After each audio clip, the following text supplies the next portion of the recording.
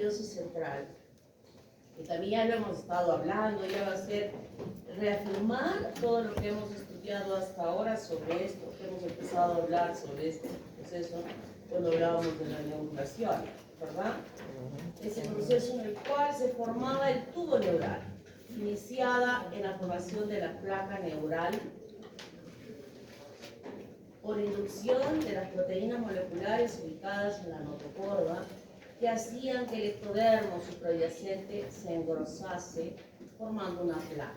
Luego, estas mismas proteínas hacían que esta placa se hundiera para formar lo que era el surco neural, un surco más profundo, y luego proteínas moleculares que orientaban a que este surco se cerrase en la parte alta, por debajo, o digamos ya tocándose los ectodermos para que luego se fusionaran, y el ectodermo cubría a este tubo que se formaba, ¿no? Pero en este proceso, como ya hemos sabido también, esta inducción no solamente era para la formación del tubo neural, sino que en los extremos laterales había una modificación de estas células ectodérmicas para la formación de las células de la cresta neural. Y al final teníamos esto, ¿no? La formación del tubo neural cerrado, y esa organización se daba como una zapatilla que habíamos dicho, y el cierre se daba a nivel de la parte media de la placa y se iba extendiendo tanto en orientación cefálica como orientación caudal, como estamos viendo acá. Aquí se cerró y aquí va a empezar a cerrarse en esta dirección y en esta otra dirección. Es un tubo abierto que se va cerrando. Y ese cierre se va dando, y paralelamente ya hemos estudiado los somitas, van apareciendo los somitas, y las aperturas en ambos extremos se llaman neuróporos. El neuróporo anterior se cierra antes que el neuróporo posterior, en el día 24, y el neuróporo posterior, por eso 25 o 26, vamos a decir 20, que completa la mayoría de los neuróporos, día 26. Entonces, esto es lo que hemos visto. Placa neural, estas celulitas que están aquí más oscuritas corresponden a las células de la cresta neural. Se cierra el tubo y las células de la cresta neural se individualizan y quedan atrapadas por debajo del ectodermo y por encima del tubo neural que se ha llegado a formar. Esta formación inicial ectodérmica de las células de la cresta neural, que ya las hemos estudiado y hemos visto ya una parte en qué cosas se diferencian, también tiene ahí su componente nervioso, neurológico, porque va a diferenciarse muchas veces en su mutación, no en su mutación, en su movimiento a otros lugares, en diferenciarse en células nerviosas, estas células de la cresta neural, que van a cumplir roles nerviosos, ¿no? O sea, tiene ahí su toquecito, esa célula de la cresta neural, tiene su toquecito de ser un tejido proveniente de un tejido nervioso. Y eso le da la facultad molecularmente de poder formar células que cumplan esa función, ese rol. Y este tubo neural que hemos visto que se llegó a desarrollar, luego que se han cerrado los neuróporos, y habíamos dicho que era una zapatilla más ensanchada en la parte cefálica que la parte caudal, al cerrarse ya nos está mostrando una mayor amplitud del tubo en la parte cefálica comparativamente a la parte caudal, ¿no? Y en esta parte cefálica habíamos visto ya en las prácticas que habían la formación inicial de 3 vesículas: prosencéfalo, mesencéfalo y troncéfalo. Estas mismas vesículas van a seguir creciendo. La mayor parte del crecimiento está relacionado justamente a esta parte de la formación del tubo neural, donde el prosencéfalo se va a dividir en los 2 tenencéfalos y aquí queda el diencéfalo. Y a partir, justo cuando está como prosencéfalo, es que emite estas vesículas ópticas, pero luego van a quedar a parar a la altura del diencéfalo. La emergencia, o sea, todavía cuando está como prosencéfalo, ya inicia a formarse estas vesículas ópticas que estamos viendo en la práctica de esta semana de cómo se forma el ojo. Pero luego, con el desarrollo mayor de los telencéfalos, la emergencia de estas vesículas ópticas van a llegar a parar a la altura del diencéfalo. O sea, el ojo va a ser, cuando se forme en su porción nerviosa, es decir, en la retina fundamentalmente con sus dos componentes, es una extensión, miren, una extensión del cerebro. Específicamente, ahora se queda a nivel del diencéfalo.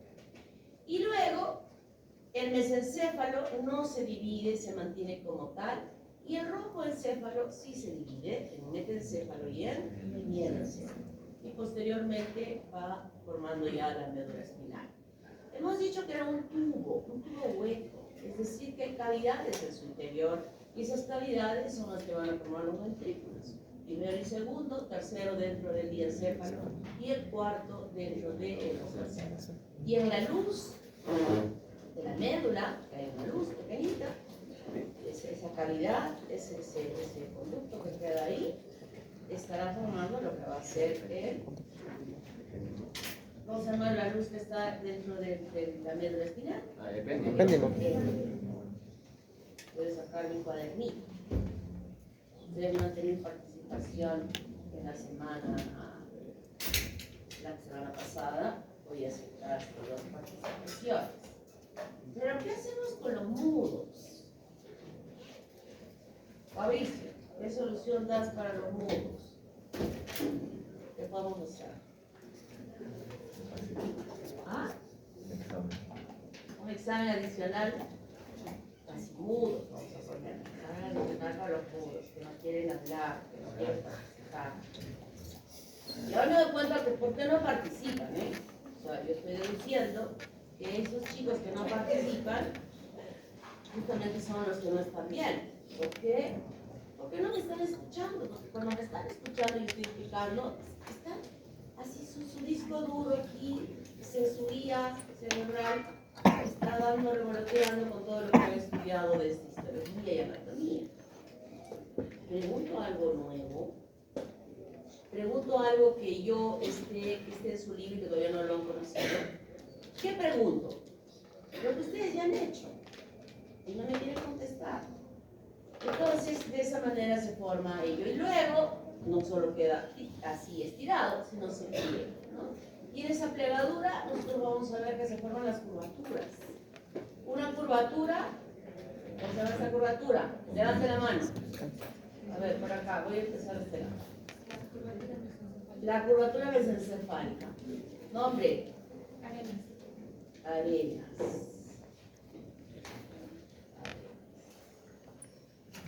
La curvatura mesencefálica. ¿Esta curvatura cómo se llama? Condina. Valencia, ¿no?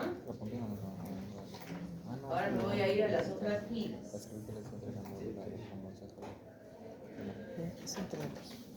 ¿Y esta curvatura cómo se llama? A ver, allá atrás, esa chica de blanco.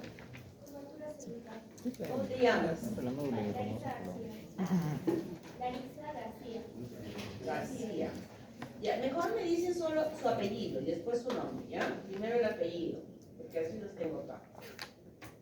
Entonces, estas curvaturas permiten que se produzca un plegamiento del tubo neural. Y tenemos aquí al telencéfalo. ¿Se acuerdan esa imagen que, bueno, en la práctica mía yo dibujé las tres vesículas superpuestas? El diencéfalo, el mesencéfalo, el metencéfalo y el mielencéfalo. ¿Cómo se llama esto? Sí. ¿Qué? La curvatura rómbica. La curvatura rómbica. A ver, allá. El pie de romboencefálico. Pie de romboencefálico. A ver, acá. Istmo. Istmo mesencefálico. Ese es el istmo mesencefálico. ¿Cómo se llama? Castillo. Yes. Istmo mesencefálico. Istmo mesencefálico. Muy bien. Y de esa manera están alojando internamente estos espacios que nosotros conocemos ya en relación al mesencéfalo dentro del acueducto de Sina, ¿verdad? Se sigue plegando y lo que más se desarrolla son los telencéfalos que van a formar los hemisferios cerebrales y que van escondiendo en la parte media el resto de todo este tubo neural, como estamos viendo acá. Si partimos el cerebro, que seguramente ustedes no han partido para estudiar en anatomía, se da cuenta que al centro hay las estructuras que están cubiertas por el gran desarrollo de la masa cerebral, que va creciendo, creciendo, creciendo y desarrollándose. ¿Cómo es la histogénesis de estas células? Primero habíamos visto esa placa neural que se ensancha. ¿En base a qué se ensancha? Justamente a una multiplicación celular de estas células que empiezan en la línea limitante externa, eso se llama inicialmente esta línea limitante interna, y que luego va como, se va bajando el cuerpo mismo de la neurona, se va de neuroblasto, y aquí se produce la mitosis. Luego que se dividen, van ascendiendo como dos hacia aquí arriba, y luego nuevamente en forma individual, ahora esta de descenso acá, y se divide y asciende dos, y así sucesivamente se va produciendo el mayor número de células que van a formar esta capa que se va ensanchando. Y no solamente eso va a ser en amplitud, y también va a ser en grosor. Y el grosor va a hacer que no haga este sistema, sino más bien que vaya creciendo, dividiéndose en este sentido, ¿no? Y de esa manera, estas células de los neuroblastos iniciales van formando primero una célula apolar, y luego una célula unipolar, y luego sería la multipolar, que nosotros conocemos como es una neurona, que tiene múltiples extensiones, desde las dendritas y los axones. Y toda la parte, y en este momento de división, las extensiones van ubicándose en la parte periférica del tubo neural, formando lo que ustedes han visto cuando les hemos mostrado, la capa marginal, que es blanquita, clarita, que está formada por las extensiones de las neuronas y que constituyen a futuro lo que va a ser la sustancia blanca. Y aquí va quedándose ya las células ubicadas más maduras, formando la capa del manto, donde están los cuerpos de las neuronas. Y cuando se agota toda esta división celular, las células de los neuroblastos se ubican en esta parte, aquí, revistiendo esta luz del epéndimo, en el caso que estoy hablando de la médula espinal, formando la capa ependimaria. O sea que la capa ependimaria es el, digamos, el rezago de los neuroblastos que llegaron a tener esa función de haberse multiplicado inicialmente en la formación de la estratificación de este tejido nervioso. Yo estoy hablando en este momento de la médula espinal. En general es lo mismo, pero ya sabemos que a nivel del cerebelo y el cerebro, ese grosor es mucho más amplio en relación, si comparamos, al grosor que tiene la médula espinal, ¿verdad? Entonces ahí van a suceder cambios. Y ese neuroepitelio va a quedar finalmente como lo que estoy mencionando, como la capa ependimaria. Entonces, en la histogénesis que se ha formado, primero vamos a ver cómo se formaron esas neuronas. Ya las he dicho. Primero, sin polos, sin apolares, luego unipolares y luego multipolares, ¿no? Pero además, estas células que dan origen a las células nerviosas van a dar a las células de la neuroglía. ¿Cuáles células de la neuroglía? Los astrocitos, ¿no? Los astrocitos. ¿Cómo se llama este astrocito?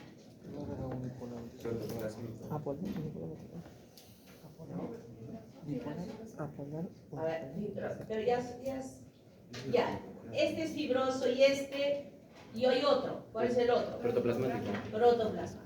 ¿Cómo te llamas, niño? Llamamos Llamos.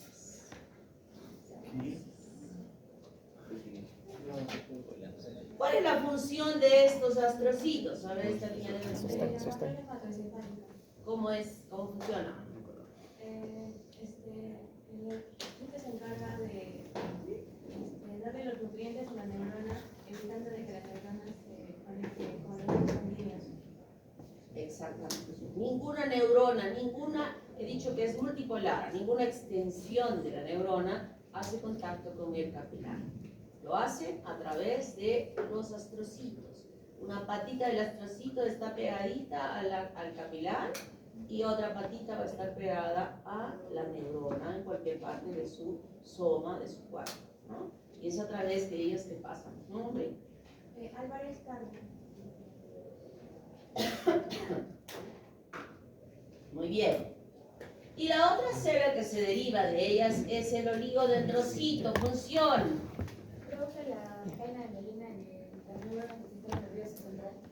Muy bien. Produce la envoltura de mielina dentro del sistema nervioso central. Nombre. Málaga Fernando. Así es. Y las células de la microglía, yo hablé de ello ya, ¿verdad? Son macrófagos del sistema nervioso ¿Y central. de dónde vienen? ¿Cuál es su origen? Neuroepidermis. Pero estoy preguntando. Perdón. Sí, sí, no. Bueno, ya los nombres tendré que poner la participación. ¿Cómo se llama esto? Bostinza Miranda. Bustinza. Y el niño, Chise. Chise. A Chise le gusta participar.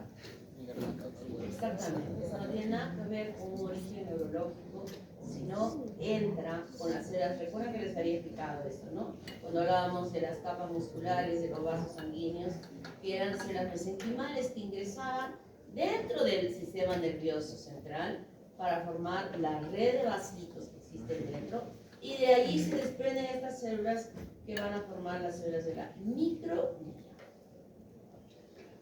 Es esta división que mencioné cómo se produce. Aquí está el neuroepitelio, va bajando, se divide y van empezando a salir primero la formación de las neuronas, las células gliales y finalmente quedar como células ependimarias cuando han agotado su estratificación. Y da este espectro estratificado que va formando la capa del manto y externamente la capa marginal. Entonces, en la diferenciación del tubo neural, nosotros vamos a tener al tubo neural original que se divide en prosencéfalo, mesencéfalo, romboencéfalo y la médula espinal. El prosencéfalo se divide en el telencéfalo y el diencéfalo. A su vez, el telencéfalo va a formar la paleocorteza, el cuerpo estriado y la neocorteza. Vamos a estudiar cada uno de estos en este momento. El diencéfalo forma el epitálamo, el tálamo, el hipotálamo y el infundíbulo. Estamos ahí repitiendo y repitiendo en la práctica como grabadoras para que puedan aprender. Mesencéfalo tiene el techo y el tegmento y los pedúnculos cerebrales. Esto no estoy hablando nada nuevo, ¿verdad? Ustedes esto han estudiado neuroanatomía. El romboencéfalo, metencéfalo forma el cerebelo y la protuberancia. Y el mielencéfalo, el bulbo. Y la médula espinal forma la médula espinal. Entonces vamos a empezar a estudiar de aquí abajo y nos vamos a ir para arriba. ¿Cómo se forma la médula? Este tubo neural que yo había dicho, en esta parte, diríamos caudal, formaba la capa del manto y la capa marginal, ¿verdad? Y esta es la capa ependimaria, que en este momento está bastante dilatada la luz de ese epéndimo, porque la cavidad está extendida hasta la parte cefálica. Y aquí va a suceder que tiene una placa del piso y una placa del techo. Placa del piso y placa del techo. Luego, las células, las neuronas que se han formado, se empiezan a organizar para ubicarse en la capa del manto para formar hacia atrás la placa alar y hacia adelante la placa basal. Estas placas, ya te están pensando y razonando, están diciendo, sí, aquí están tales y tales neuronas, ¿verdad? Progresivamente ya se organiza mejor y las placas alares hacen contacto directo con la parte posterior de la médula, o sea, como que invaden a la sustancia blanca o la capa marginal, que se forman estos conos posteriores. En cambio, el anterior se mantiene así, de esta manera. Se va estrechando la luz del epéndimo, ya no está tan grande. Y finalmente queda ya en la madurez esta imagen. Esta es la imagen que nosotros conocemos de cómo es la médula en un corte transversal, y ustedes lo han visto en la histología, cómo es que se ubican esta estructura. La placa del piso se produce una fisura central, en cambio en la placa del techo se fusiona y se pierde. ¿Qué neuronas se encuentran aquí? Las motoras, ¿verdad? Neuronas motoras en la placa basal y las neuronas sensitivas en la placa alar. Pero paralelamente a la formación de esta médula del tubo neural, ya habíamos visto que a los lados, luego que se cierra el tubo neural, también estaban las células de la cresta neural. Y una de las transformaciones que tiene de responsabilidad esta cresta neural es que se forman a partir de ellas las células que van a formar el ganglio raquídeo, ¿no? Que estamos viendo acá. Y esto es muy importante porque nosotros vamos a entender cómo estas extensiones de las neuronas que se han ubicado en estas, en la placa alar y en la placa basal, ya formando lo que va a ser la capa de manto, se van a tener que conectar con ese ganglio raquídeo. Estas células, las neuronas motoras que se encuentran en el asta anterior, sus extensiones nerviosas salen. No las neuronas, sino las extensiones. Y esas extensiones nosotros las conocemos con el nombre de nervios, ¿no? Los nervios están conformados por extensiones de las neuronas cuyos cuerpos nerviosos, dependiendo de quién estamos hablando, se pueden encontrar tanto en el ganglio raquídeo, así como también en las astas anteriores. Porque las que están en las astas alares o las astas posteriores, su extensión está dentro mismo de estar dentro de la médula. ¿De acuerdo? ¿Verdad? Entonces, estas salen y forman la raíz motora anterior. Las raíces que están extendidas de las neuronas que se encuentran en el ganglio raquídeo están viniendo externamente de otros lugares donde hacen contacto aquí, y estas extensiones de estas neuronas bipolares se vienen y se meten por atrás para formar la raíz posterior para hacer contacto con las neuronas sensitivas. Y estas neuronas sensitivas que se alojan en el asta posterior tienen conexiones con la raíz, con las neuronas motoras que se encuentran en el asta anterior. Entonces este es el, ¿cómo le llamamos a esto en neuroanatomía? ¿Cómo se llamaba esto? Arco reflejo. Arco reflejo. ¿Cómo se llama el niño? Icono solar. Arco.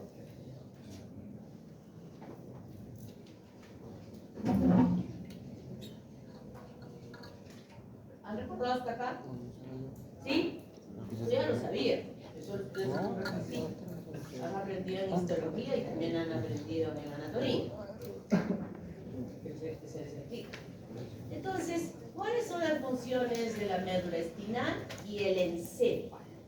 Aquí voy a ver en relación a los nervios. Cuando decimos placa alar, aferente o sensitiva, ¿qué significa aferente? Que viene, ¿verdad? Y eferente significa que sale. Por eso yo hace un momentito decía, estas extensiones están saliendo, estas extensiones están llegando. Cuando decía al ganglio raquídeo, ¿verdad? Están llegando. Entonces, en la placa alar vamos a decir la placa aferente o sensitiva. Y aquí tenemos tres elementos importantes o denominaciones importantes para que podamos comprender.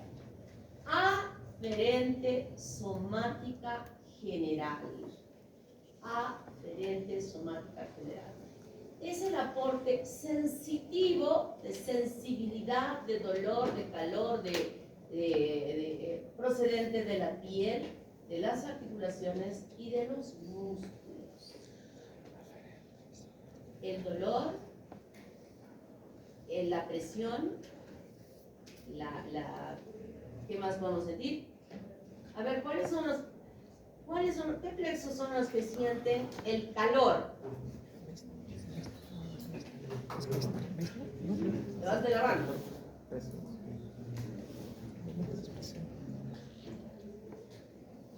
¿Hay algún plexo que siente el calor? El frío. La presión. ¿Meissner? La presión. La presión. Pachín. ¿Quién dijo Pachín? Chisi. Por esta vez te voy a preguntar. Miren lo que estoy preguntando, ¿eh? Puedo preguntar eso en el examen. Y no es nada nuevo porque ustedes ya lo han estudiado. Yo puedo decir cuál es el nervio, cuál es quien lleva el dolor en mi articulación de mi rodilla. ¿Qué denominación le damos a estos nervios que estaban llevando el dolor de mis rodillas la semana pasada, que creo que había en silla de ruedas? ¿Cómo se llama? Aferente somática general. Porque aquí dice que articulaciones y músculos. ¿Sí? ¿Estamos entendiendo? Aferente visceral especial. Esta palabrita especial la denomina aquella inervación que está dada por los pares craneales. Cuando es una inervación emitida por los pares craneales, hablamos de especial. Aporte sensitivo de las papilas gustativas y la faringe. Aferente visceral general. Este era aferente somático y este es el aferente visceral general. Cuando digo visceral ya estamos entendiendo pues que son los órganos internos. Aporte sensitivo procedente de las vísceras y el corazón. Miren, estas palabritas se las tienen que aprender y entender, no de memoria, entender. Visceral, general. Cuando he dicho especial, ya creo que con eso estamos entendiendo que es la que sea aportada por los pares craneales. En cambio, esta y esta no. Estas están en los arcos, en el arco reflejo que hemos visto hace un momento. Y en la placa basal, eferente, motor o autonómico. Autonómico, o sea, esa movilidad que se da sin que nosotros ordenemos sobre ella, que no tenemos conciencia de ella. Eferente visceral general. Eferente visceral general. Es lo opuesto a este.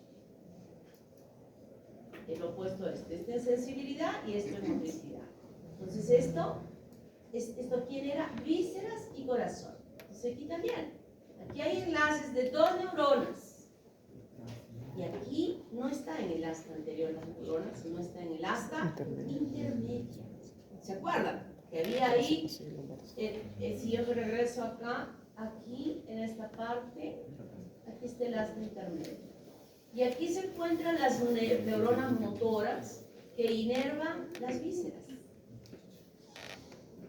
Estas neuronas motoras que están aquí inervan la musculatura esquelética. Y estas que van a estar aquí en el asta intermedia inervan la musculatura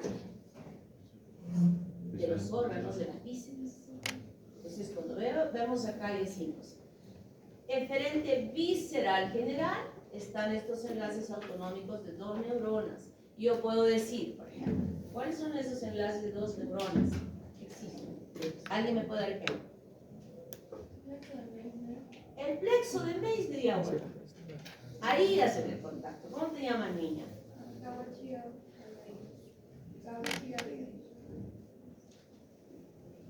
Abigail. Muy bien. Exactamente. Eferente visceral especial. Nervios motores que van a los músculos estriados de los arcos faríneos. Motor especial. Eferente somático general. Todos los demás músculos que no estén formados a partir de los arcos faríneos. Todos, absolutamente todos les llamamos eferente somático general. Quizá es lo contrario al aferente somático general. ¿Entendieron? Muy bien. Creo que para los mudos, de cualquiera de las clases que yo voy a explicar, al final de la clase voy a decir, saquen una hojita. Y no, ni siquiera voy a traer un examen para ellos, sino Voy a hacer una pregunta y que me respondan. Fila. Voy a decir esta fila, esta preguntita, esta. Para estas filas, esta pregunta y para estas filas, otra pregunta. En los mudos se van a ganar 0.5 siquiera. Vamos a leer eso. ¿Están de acuerdo? Muy bien. Eso. Y no voy a decir en qué clase, ¿ah? No voy a decir en qué clase, no voy a decir, en esta clase, al final de la clase voy a tomar una pruebita para los mudos. No. En cualquier momento voy a tomar esa pruebita para que estén atentos toda la clase. Y dejen de pensar en las chascosas y chascosos que no sirven para nada. ¿Qué muevo el trapecio sería diferente semático en general? El trapecio, ¿de dónde se forma? Pues está inervado por el nervio espinal, que no viene de la cognición, entonces sería semático general. General. Porque ese no deriva de los varicos. Entonces es general. Y cuando se forma la médula, al principio el borde de la médula está exactamente igual al borde de la formación de las vértebras. Luego las vértebras crecen más y la médula no crece tanto y va quedándose corta, acortándose. La tía madre que envolvía aquí se estira para formar el pilum terminal. Los nervios que salían por cada una de estas emergencias entre las vértebras se van elongando, creciendo. Y al final, tanto el pilum terminal y que queda como fijo ahí, la base misma de la luz del tubo de esta estructura ósea, estas van formando, ¿cómo se llama? Cuando ya están incompletas. El cabo de quina. ¿Qué? Cabo de quina. Dime por cola de caballo, no me hables. ¿Cómo te llamas? Castro Pablo. Castro. ¿Y ese pelo, Castro? ¿Ah? ¿Qué haces con ese pelo? La próxima clase te quiero ver con el pelo cortito y vienes acá. Yo soy Castro Pablo y te voy a poner una participación. ¿Ya? Sí, lo trataba recién. Entonces, miren, aquí hay algo importante, que cuando el niño nace, el borde de la médula espinal está a la altura de L3. Y cuando ya llegan a madurar completamente nosotros, ¿cuál es el borde? Espérense. A ver, aquel de blanco. L. ¿Cómo te llamas? Pero L. no es normal, puede estar en T2 o en L2. Muy bien. Y eso es muy importante conocer, porque no voy a pensar que ese niño recién nacido que le estoy diagnosticando de una meningitis, le voy a hacer una punción en L3, que es lo que se hace usualmente en las personas adultas, y podría estar dañando esa médula en ese niño. Así es que esto, recuerden a futuro, cuando tengan que hacer un procedimiento de esta naturaleza, quieren recordar lo que están aprendiendo. La mielinización, como nos dijo su compañera, dentro del sistema nervioso central está dado por los oligodendrocitos. Y fuera del sistema nervioso central son los mismos que van levantando la mano. A ver esta niña, la célula de Schwann, ¿cómo se llama?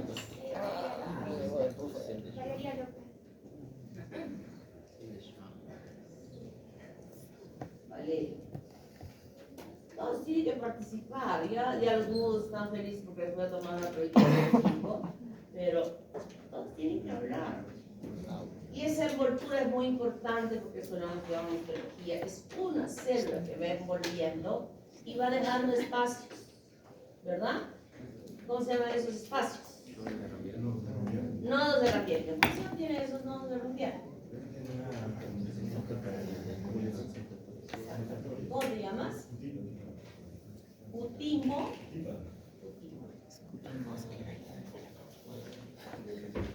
Más de paso está preguntando participación. Ya hemos terminado con la médula. ¿Alguna pregunta sobre la médula? Ya no voy a preguntar. Bien en serio. que hemos subido el mielencéfalo, y el mielencéfalo, como ustedes recordarán, y se nos ha explicado en la práctica, es algo especial que se pliega por la curvatura continua y eso hace que la parte superior de la placa del techo se estire, ¿no? Se estire y deja una membranita, la placa del techo, y tanto la parte alar como basal quedan en el piso. Aquí, quedan en el piso. Y las neuronas motoras van quedando en la parte medial y las alares, las sensitivas, hacia las partes periféricas de este piso que se ha llegado a desarrollar. Y aquí vamos a ver, por ejemplo, que en el piso, como nervios sensitivos, se forman el noveno y el décimo, y como neuronas motoras, aquí están insertados los pares craneales que ya conocemos nosotros, y aquí están insertados el noveno como motores noveno, décimo y onceavo par, ¿no? Eso es lo que encontramos además del eferente visceral general y el eferente somático del 12. Esto es lo que vamos a ver. El techo del cuarto ventrículo se proyecta extensiones para formar el plexo coroideo, donde son invadidos por capilares y que van a permitir el drenaje del líquido cefalorraquídeo hacia, o sea, de estos capilares penetrados, la sangre que se va pasando como un filtro hacia este espacio, formando lo que es el líquido cefalorraquídeo. Transparente, el líquido cefalorraquídeo es tan puro en su formación que tiene el color natural del vidrio de cristal de roca. ¿Visto un vaso, una copa de cristal de roca? ¿No? ¿Nunca han visto? Es tan transparente ese vidrio, tan limpio, que hemos visto, bueno, esos vasos que ven que se usan un sol, que les ponen ahí cuando van a tomar cervezas a los bares, ¿no? Que ya la cerveza no se ve de color amarillita, sino se ve de color ya media rara, una turbia, y hasta de pureza tan limpia que es un filtrado de la sangre y que ocupa este espacio. Es así como se forma aquí este mielencéfalo, donde además sabemos que va a formar el bulbo, que es el centro del centro cardíaco y el centro respiratorio. El mielencéfalo forma esta estructura, además de formar, como mencioné, aquí están estos centros de estos pares craneales que van a inervar las estructuras correspondientes. El mesencéfalo. En este mismo mielencéfalo, existen 3 orificios importantes que van a drenar esa formación de líquido cefalorraquídeo. ¿A dónde? Al espacio subaracnoideo. ¿Cuáles son esos conductivos? Belushka y Latente.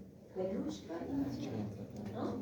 Lo que se está produciendo aquí sale por esos orificios acá afuera.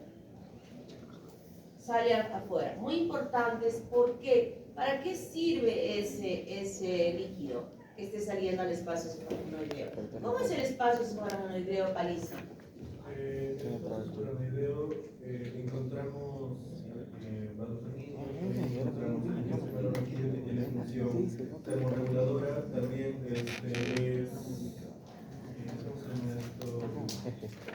Amortiguadora, y también funciona para lo que es ayuda a lo del sistema de desechos del cerebro, para que ahora se lo absorbido por lo que son las granulaciones de Pacioli y todo ello.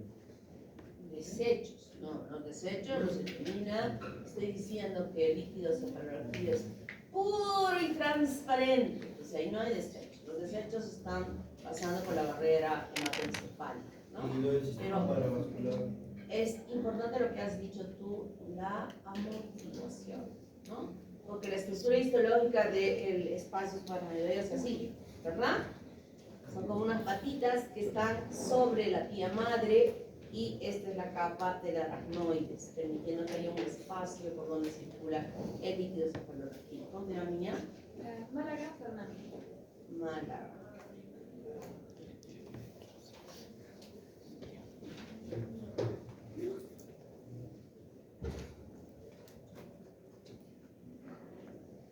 El mesencéfalo, igualmente se abre el libro con la placa del techo y Las placas basales quedan en la parte medial y las placas alares en la placa más externa, lateral, ¿verdad? Y aquí se encuentran el eferente visceral quinto y séptimo y también el eferente somático del sexto par. Y en la parte sensitiva, el eferente visceral especial del quinto y el séptimo par. Y también están aquí las neuronas del vestibulares y cocleares del octavo par craneal. Se encuentran aquí. Y la parte dorsal, esta sería la parte ventral de la placa alar, la placa dorsal, la parte dorsal de la placa alar, va a formar el labio rómbico. Esta estructura que están viendo acá es el labio rómbico. ¿Y qué forma el labio rómbico? Ya tú hablaste. Cerebelo. ¿Te llamas? Figueroa. Figueroa Adriana. Muy bien. El cerebelo. ¿Entendido hasta acá? Aquí ya se cerró el librito. El espacio que está allí es el cuarto ventrículo. Y aquí se forma el cerebelo. El cerebelo se va formando, desarrollando. Y yo pregunto, ahora sí pregunto, y a otros que me contesten, ¿cuáles son las capitas del cerebelo? A ver, no, ya me has contestado. A ver, aquella niña. No, sin leer. Sin leer. No, no me gusta que lea. Me interesa cabeza. La granular, la molecular, granular y la de Purkinje. Pero acá sucede algo extraño. Hemos dicho que la capa del manto está pegadita al neuroepitelio y que luego se convierte en la capa ependimaria, ¿verdad? Y externamente está la capa marginal. Pero tanto en el cerebelo como en el cerebro, aquí hay una situación diferente. Estas células que se van formando del neuroepitelio, inicialmente están así, como capa del manto y luego marginal acá. Pero luego empiezan a desplazarse, hay mayor multiplicación y se van desplazando, pasando la capa marginal y ubicándose externamente. Otras vienen, hacen esto y se pasan para acá. Vienen estas y se pasan para acá y ya se van quedando externamente las capas de las neuronas, quedando la capa marginal por dentro de la capa del manto que va a formar la corteza del cerebelo, donde la ubicación de estas células justamente van a formar estas tres capas que ustedes han estudiado en histología y que las han reconocido muy bien y que las van a volver a reconocer ahora en sus láminas que van a visualizar en su forma inicial, ¿no? Entonces, esta es una forma importante y de esa manera van ensanchando la corteza del cerebelo, que va creciendo, inicialmente como algo liso, unidas por el dermis, pero luego, como crece tanto, se van formando circunvoluciones. En un espacio más pequeño, es como cuando queremos meter un encaje en un lugar, se va plegando el encaje, ¿verdad? Se va plegando el encaje, igualito sucede aquí en la formación del cerebelo. Pregunta, ¿cuál es la función del cerebelo? Tiene función cognitiva, emocional, también la atención, la memoria. ¿Cuál es la más importante? Coordinación motora. ¿Qué? Coordinación motora fina. Si no tuviera yo cerebelo, estaría queriendo agarrar esta botella para tomar agua y en vez de agarrarla, la tiraría para allá, ¿no? O sea, mi mano no regularía esta finura de acciones de coordinación fina que nos da el cerebelo. ¿Dónde va el niño? ¿Qué? ¿Su capuca?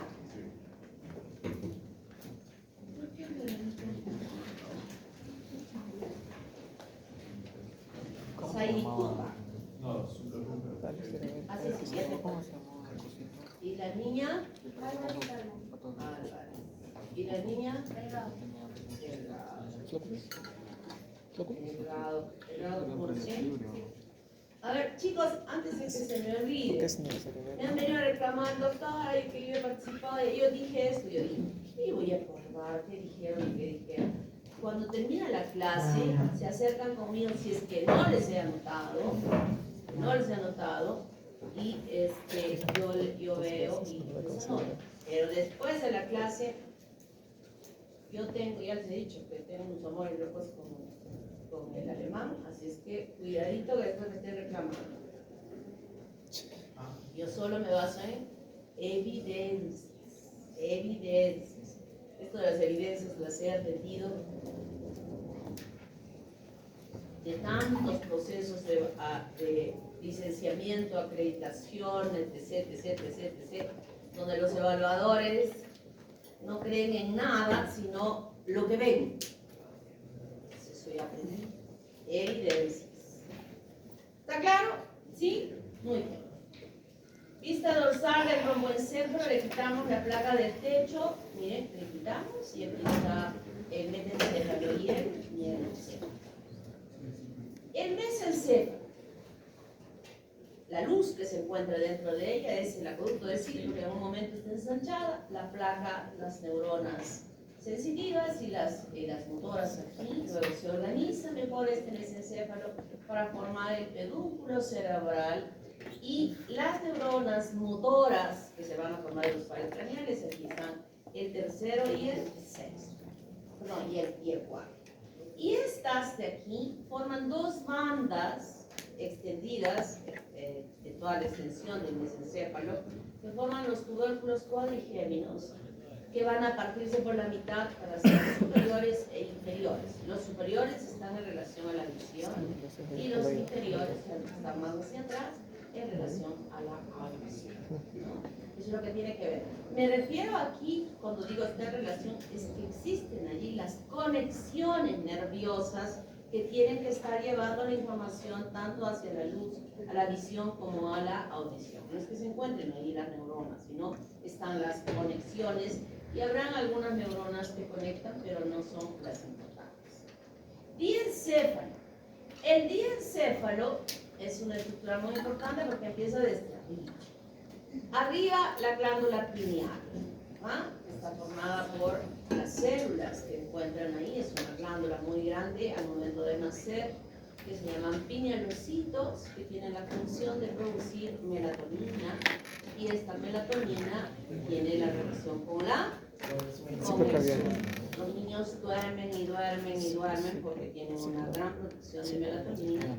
Pero hoy en día también se utiliza la melatonina para dormir. O sea, ahora ya se vende como medicación, hasta hace algunos años no se vendía en el Perú, sí en Estados Unidos, sí se traía de ahí y era recetada por los neurólogos, por los psiquiatras y por los médicos generales y internistas cuando las personas se quejaban de insomnio para que puedan dormir, ¿no? Para que puedan dormir. Y hoy en día se estudió más sobre melatonina y la melatonina no solamente tiene que ver con ello, sino con... No existe ningún antioxidante más potente que la melatonina.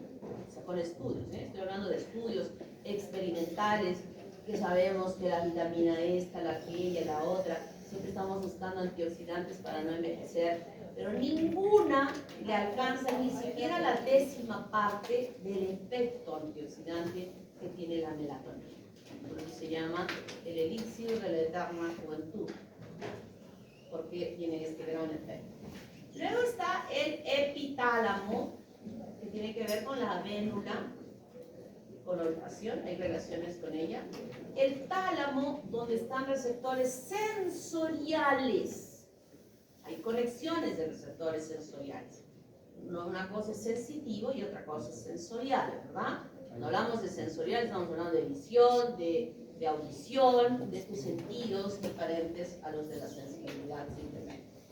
Y el hipotálamo, que está aquí abajo, muy importante porque allí está relacionada con la producción de muchos sistemas. Regulación de la síntesis de las catecolaminas, regulación de la temperatura, regulación de los carbohidratos, regulación del metabolismo de los lípidos, regulación del sentimiento heterosexual de las personas. Allí está. Regulación del equilibrio electrolítico, regulación, no regulación, producción de dos hormonas importantes. A ver, ahí. Oxitocina y vasopresina, ¿cómo te llamas?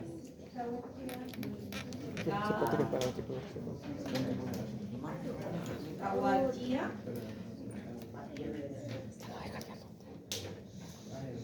Y además, producción de neurotransmisores que regulan el funcionamiento de la glándula hipófisis. Así están los que inhiben y los que liberan la producción de las hormonas a nivel de la glándula, específicamente de la adenohipófisis. Luego está la formación en la parte del piso del diencéfalo e infundíbulo, la formación de la glándula hipófisis. Y más abajito, cuando hemos visto esta hipófisis formada, el quiasma óptico, ¿no? Que son conexiones del nervio óptico con el otro lado del nervio óptico para la visión de la parte interna de la visión que se tiene. Esto es lo que se tiene a nivel del diencéfalo. Componentes importantísimos. ¿Cómo se forma la glándula hipófisis? Una extensión del infundíbulo para formar la neurohipófisis y un ascenso de la bolsa de Racle para formar la adenohipófisis. Recuerden lo que les había dicho. La puerta es la membrana pulmoparina. ¿Recuerdan cuando les decía eso? Delante hay un vestíbulo. ¿Cómo se llamaba ese vestíbulo? Estomodeo. Estomodeo. Y el estomodeo está revestido externamente de ectodermo. Y el techo de ese estomodeo, el techo, ¿sí? Empieza a subir, se forma una cosita así. Y sigue subiendo, y sigue subiendo, y sigue subiendo, y sigue subiendo. Y va subiendo y va ascendiendo. Y cuando habíamos visto en la clase pasada sobre el cartílago hipofisario, que estaban separaditos, ¿se acuerdan? Esa separación del cartílago hipofisario permitió que esta estructura que iba subiendo, que se llama la bolsa de Racle, pasase. Luego que pasa, el cartílago hipofisario hace esto, se cierra. Se cierra y le forma la silla turca. Esto. Le forma la silla turca y se encuentran aquí esta bolsa de Racle que va a formar la adenohipófisis procedente del ectodermo con la neurohipófisis que viene del infundíbulo que se llama, que digamos yo, neuroectodermo.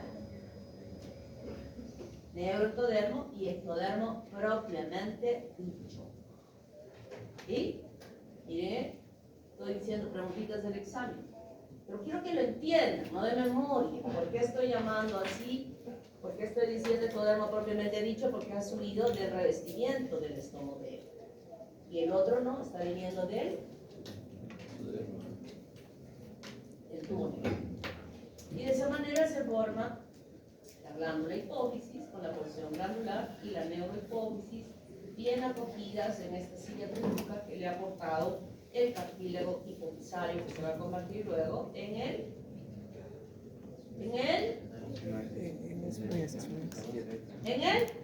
Esfenoides. ¿Ah? Esfenoides. Esfenoides. Muy bien. ¿Conte al niño? Monteagudo. Monteagudo. En el esfenoides. ¿Cuántas veces he dicho eso? ¿Cuántas veces he repetido eso? La clase pasada. N veces, ¿verdad? Algunas veces esta bolsa de Racle puede quedarse por acá en su ascenso y convertirse en una tumoración como algo normal en algunas personas. Hay gente que no lo conoce. El encéfalo, ya nos hemos pasado, y el encéfalo, metencéfalo, mesencéfalo, que nos hemos pasado diencéfalo, mesencéfalo, y ahora llegamos al terencéfalo. El terencéfalo da origen ¿a qué? A los hemisferios. Lo que más va a crecer, lo que más va a desarrollarse. Este es un corte por la línea media y este es un corte que nos está mostrando aquí. Nosotros tenemos tres porciones iniciales. Lo más viejo que se llega a desarrollar es el arquipalio, que queda acá, en la parte medial. Este arquipalio va a formar lo que habíamos visto en la práctica del hipocampo. Luego, a este lado, va a formar el paleopalio, que tiene que ver con el rinencéfalo, formación. Y el neopalio es el resto. Neo, nuevo, es el resto.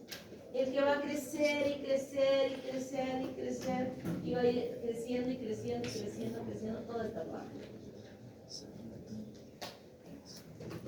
Y en esta parte, justamente en la parte baja, se va a formar el núcleo caudado y el núcleo lenticular, separados por la cápsula interna en la parte baja. Y luego esto va a seguir creciendo, creciendo, creciendo, creciendo. Va a ir desarrollándose primero como una superficie lisa, luego ya empieza este crecimiento en un espacio limitado a ir plegándose. Se va plegando, se va plegando, se va plegando, y se va plegando, se va plegando, se va plegando, y se forman todas las fisuras que habíamos visto, ¿verdad? Todos los pliegues que ustedes han estudiado, cómo van desarrollándose los glóbulos, por aquel mismo mecanismo, exactamente igual que expliqué en la formación del cerebelo, donde igual en este momento, al principio, la capa marginal es externa y la capa del marco interna. Pero empieza a multiplicarse tanto que todas estas celulitas que se van formando van desplazando hacia afuera. Esto viene y se va por acá, esta viene y se viene por acá, en oleadas de células que van desplazándose, desplazándose, desplazándose a partir de ese neuroepitelio y van ubicándose así, así, así, así. Son 6 oleadas importantes que hace, que permite diferenciaciones de las capitas que ustedes han estudiado en histología, quedando la parte externa en formar la corteza cerebral, donde se ubican todas las neuronas, y en la parte medial está toda la sustancia blanca, que está conformada por todos los axones, y que tienen conexiones con todos estos centros que yo había mencionado, y no solamente dentro del mismo cerebro, sino extensiones que se van a ir caudalmente y meterse dentro de la médula espinal. Eso también lo han estudiado en neuroanatomía, ¿verdad? No es que el cerebro sea independiente y las funciones de la médula sean independientes. Las conexiones son completas. Que yo mueva mi brazo no es que esté ordenando solamente que la orden venga de acá, de mi médula, y que esté yendo de C. ¿Cuáles son? ¿De dónde salen mis brazos?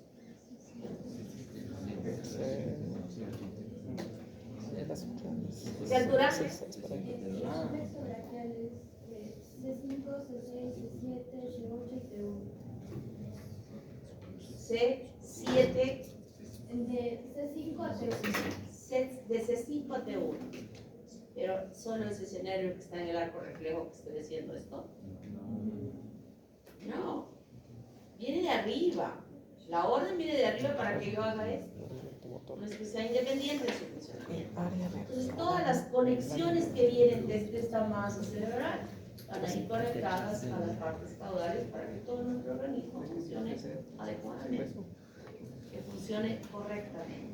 Entonces, esa formación de la masa cerebral, este es por adentro, miren todo lo que había quedado, cómo queda rezagado todo lo que hemos estudiado, inicialmente formado de ese tubo neural. Cuando es totalmente, diríamos, invadido, no invadido, sino desplazado en tamaño, podríamos decir, por el gran crecimiento de la masa cerebral. Miren cómo crece, está limitado. Si yo tengo acá un límite y está creciendo, entonces ¿qué va a hacer? Se forman pliegues, se forman pliegues, se forman pliegues, se forman pliegues, y de esa manera nosotros tenemos esta imagen, cómo se va desarrollando este tejido cerebral. ¿Qué malformaciones congénitas? ¿Alguna pregunta hasta acá?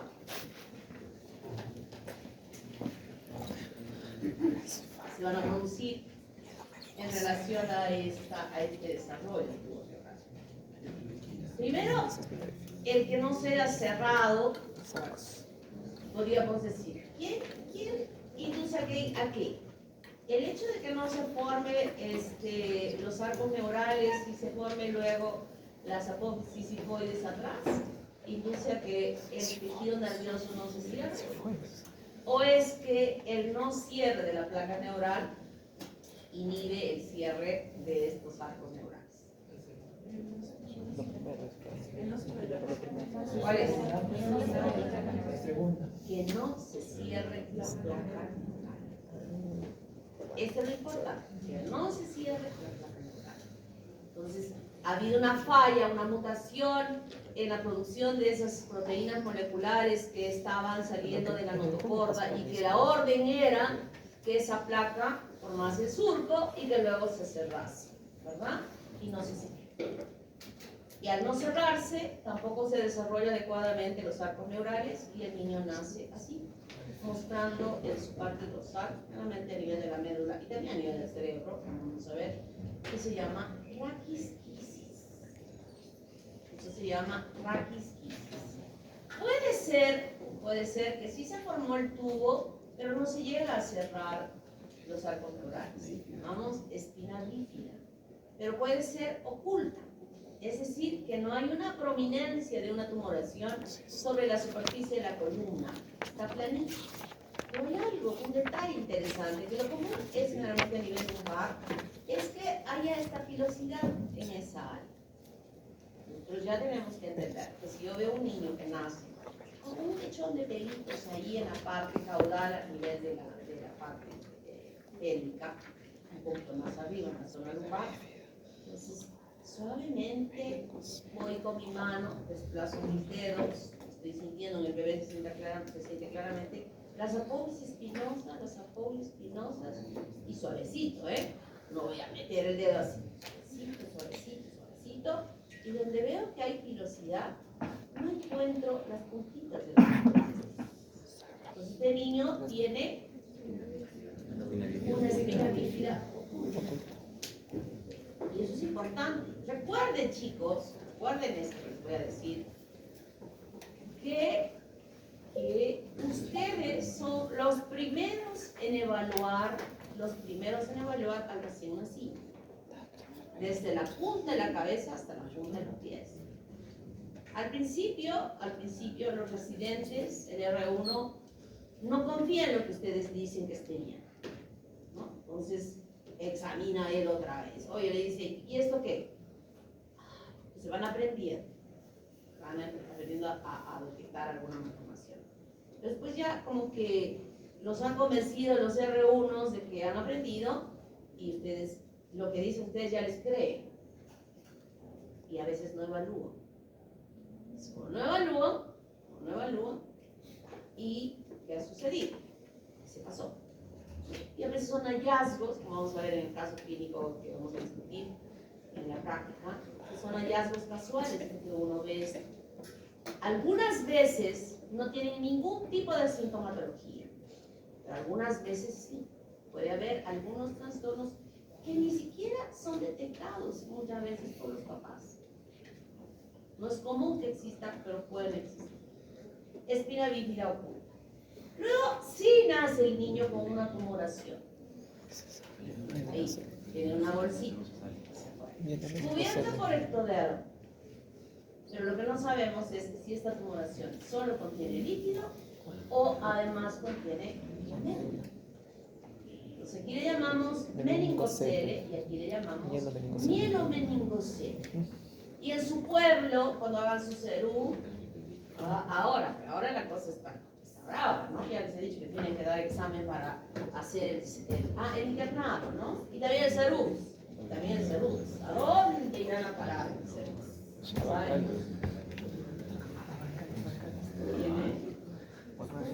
Porque ese examen del cerú que han dado, ese examen del cerú, estoy entendiendo que es a nivel nacional el resultado. Y de acuerdo a la calificación, están viniendo a unos. Antes nuestros serunistas se iban por acá nomás cerquita, aquí, a ver un poquito más cerca, que siquiera podrían escaparse de su familia acá. Yo tengo una sobrina que he estudiado y no sabía, me he enterado que el Seguro Social también tiene cosas para hacerse lugar. Y estudió en Cayetano, ha dado su examen y va a venir, se ha escogido acá en Vito, su clase, de seguro. En Vito. Se está feliz porque va a venir a ver a su papá que vive acá, se va a dar su escapada los fines de semana, algún día, pero esa plaza de Vito no era para gente de Lima. Entonces yo no sé dónde irán a parar si no estudian.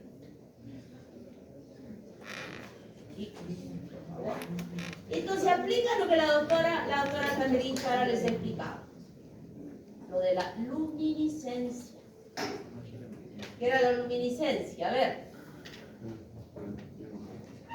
Alisa.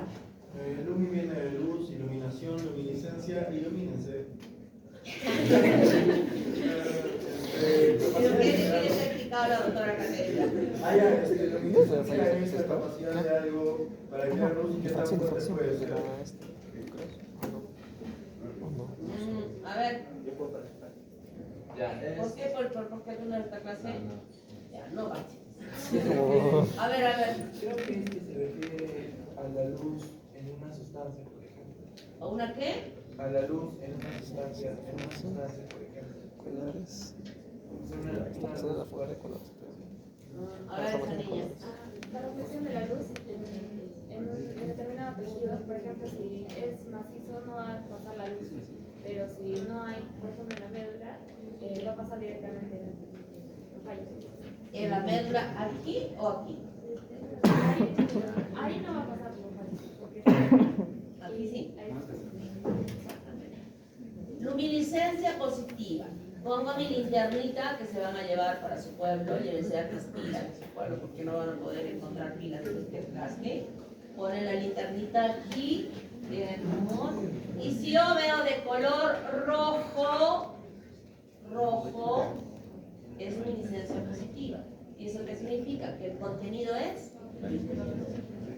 Pero si yo veo negro, o sea, a través del tumor, recuerden que está poniendo, es luminiscencia negativa.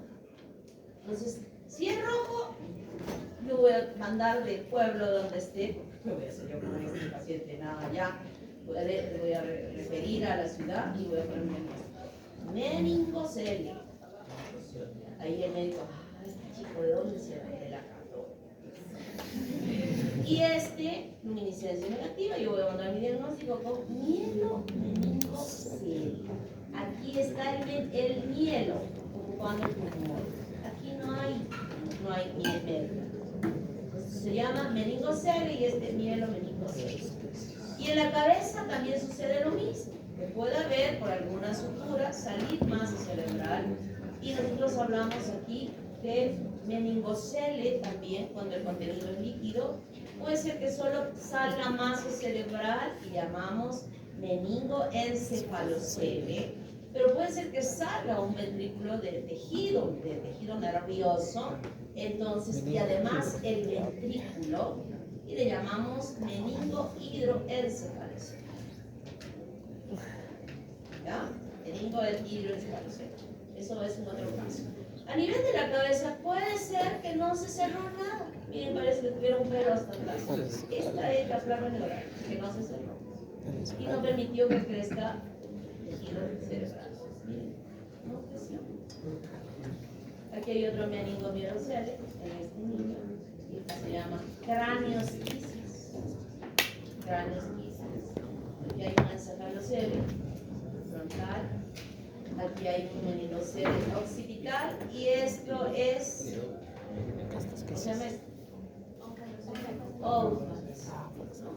Onfalocele. Intestinos cubiertos por ambos. Onfalocele. Miren esta ecografía donde nos muestra, miren la pared de tejido nervioso, totalmente aplastada, y en los ventrículos dilatados. ¿Qué tendrá este niño? Encefalocele, meningocele. Y esto que es tan grave, se llama hidrocefalia, que acaban de decir ustedes. ¿Cuánto debiera medir el diámetro de la cabecita al nacer? A ver, espere, pues espere. Voy a ver quién no ha levantado la mano. Esta niñita que está acá atrás. Sí. 35 centímetros. ¿Cómo te llamas? 35. Así había hablado ayer. 35. El niño nace, le medimos 35. El niño nace y le medimos 36.5. Interrogantes. 2 días después, le dimos 37. Un día más, 38. Le mido 36. Al otro día 36. A los 2 días 36. A la semana 36. Diagnóstico. Diagnóstico. Ahí. Bueno, hasta ahí es la clase de hoy. Por favor.